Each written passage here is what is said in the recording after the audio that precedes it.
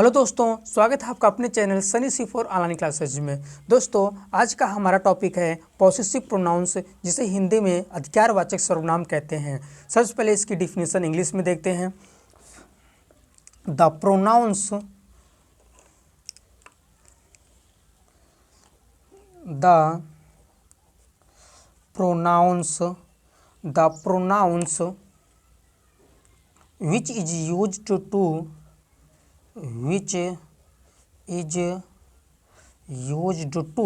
which is used to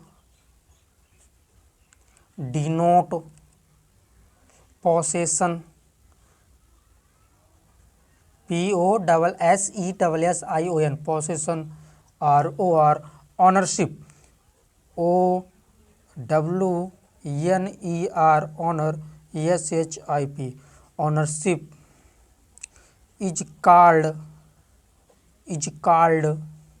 a possessive pronoun। उससे हम लोग क्या कहते हैं? पॉसेसिव प्रोनाउन कहते हैं। POSSESSIVE पॉसेसिव प्रोनाउंस कहते हैं। ठीक, अब इसकी परिभाषा हम लोग हिंदी में देखते हैं।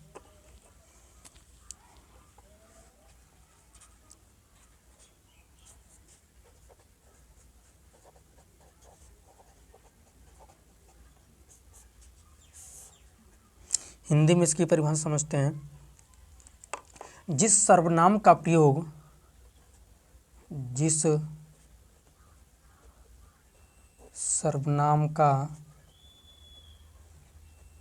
प्रयोग अधिकार इंग्लिश में पॉसेसिव कहते हैं इसे। अधिकार या स्वामित्व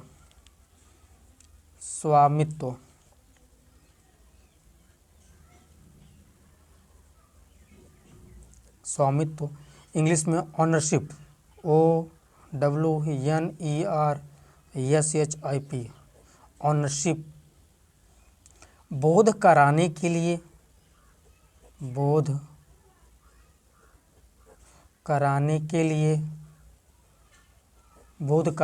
लिए किया जाता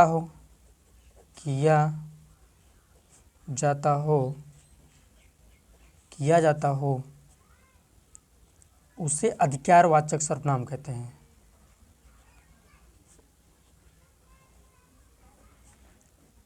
उसे अधिकारवाचक सर्वनाम कहते हैं।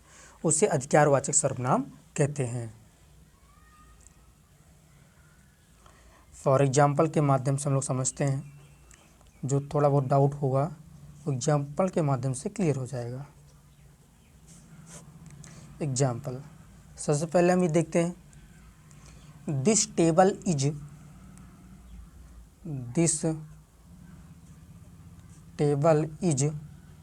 माइन।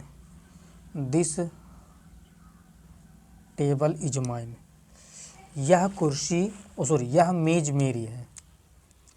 अब नेक्स्ट एग्जाम्पल समझते हैं हम लोग इसमें। नेक्स्ट, दीज चेयर्स आर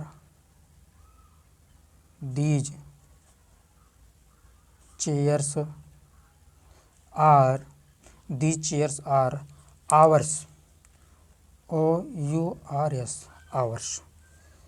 अगला एग्जाम्पल समझते हैं हम लोग। This pen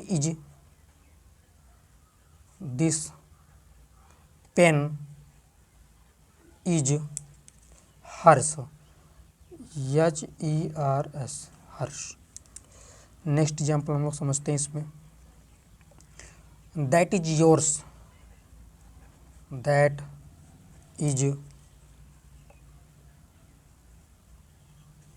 yours.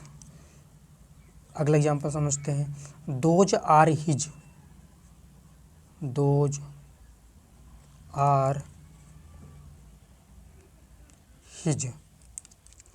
अगला एग्जाम्पल समझते हैं।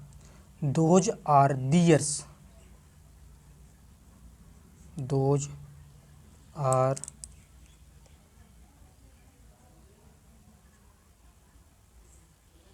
दियर्स। तो आपको ये दिख रहा होगा एग्जाम्पल में,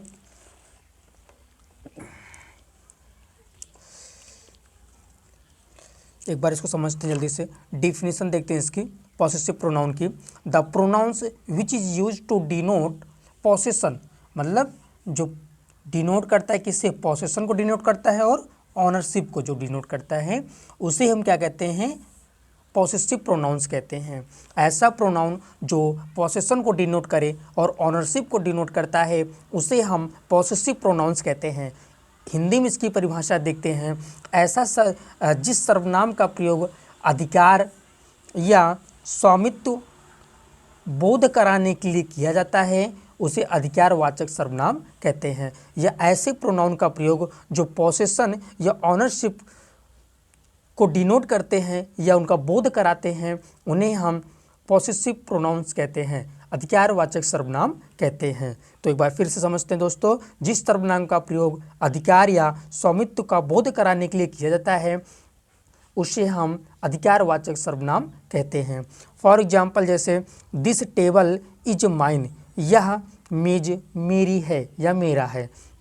तो यहाँ पे यह मेज क्या है, मेरा है। तो माइन जो वर्ड है आपका, ये क्या कर रहा है, ये आपका बोध करा रहा है, डिनोट कर रहा है किसे, दिस टेबल को।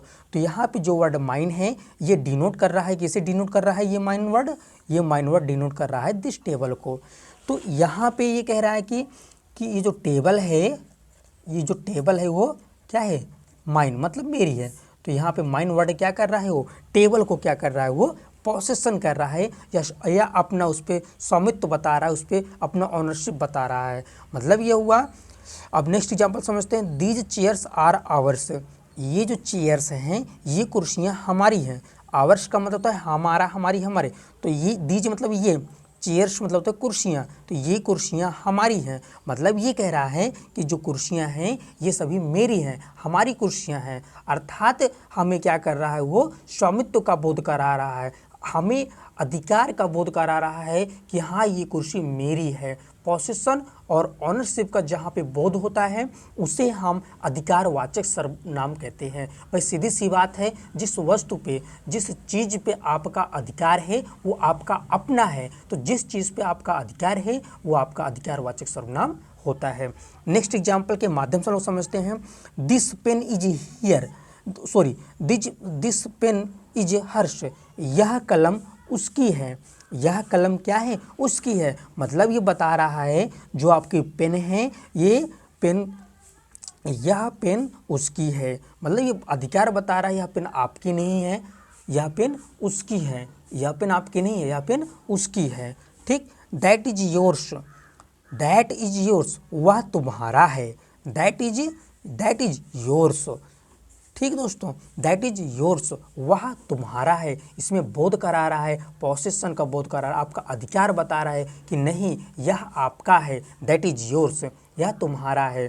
फिर इसमें देखते हैं, नेक्स्ट एग्जांपल समझते हैं, दोज आर हिज, वे उनके हैं। वे उनके हैं मतलब ये हुआ कि वे उसके हैं। ठीक दोस्तों, कह सकते हो वे उसके हैं। वही जो भी चीज़ें हैं, फॉर एग्जांपल कोई भी चीज़ हो सकती है, तो वो सारी वही सभी पेन उसकी हैं। ठीक है। नेक्स्ट एग्जांपल आता है, दोज आर दियर्स, वे सभी उनके हैं या वे उनके हैं। दियर मतलब तो उनका, उनकी, उनके। तो पॉसेसिव प्रोनाउन का प्रयोग, अधिकारवाचक सर्वनाम का प्रयोग किसी भी वस्तु को या किसी वस्तु या किसी भी चीज़ पे आपका क्या हो, अधिकार हो, स्वामित्व हो, या क्या हो आपका पोसेशन हो या ऑनरशिप का बोध हो, तो ऐसे प्रोनाउन को हम क्या कहते हैं, पॉसेसिव प्रोनाउन कहते हैं। अब यहाँ पे समझते हैं, जैसे यहाँ पे देखते हैं हम लोग, माइन, नोट में एक बार समझते हैं। यहाँ पे mine, MIN, mine, ours, yours, YOURS, yours, hers, HERS, hers, his, HIS, his, their, ये सभी क्या है, ये सभी पॉसेसिव प्रोनाउन है, अधिकारवाचक सर्वनाम है। ये सभी आपके जो हैं ये सभी आपके क्या हैं, पॉसेसिव प्रोनाउन हैं।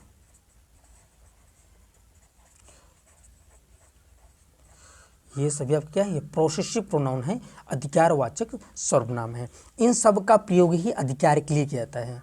इनका जो यूज होता है, जो प्रयोग होता है, वो अधिकार के लिए ही किया जाता है, अधिकार के लिए करते हैं। इनका प्रयोग ही जब भी कभी आपको किसी वर्ड में माइन मिले, यो आवश्य मिले, योर्स मिले, हर्ष मिले, हिज मिले, दियस मिले, तो इन सब का प्रयोग ही अधिकार के लिए किया जाता है, पॉसेसिव के लिए किया जाता है, पॉसेसिव के लिए किया जाता है, या ऑनरशिप, आपका अपना स्वामित्व के लिए भी इनका प्रयोग किया जाता है। जैसे एक एग्जाम्पल के माध्यम लोग समझते हैं यहाँ पे, दिस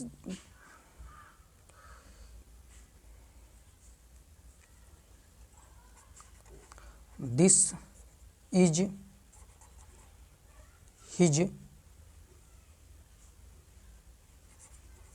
पेन, यह उसकी पेन है। इसमें हिज क्या है आपका, इसमें हिज क्या है आपका, यह उसकी पेन, यह बता रहा है यह उसकी पेन है। इसमें भी क्या मिला आपका, हिज मिला, ये देखो।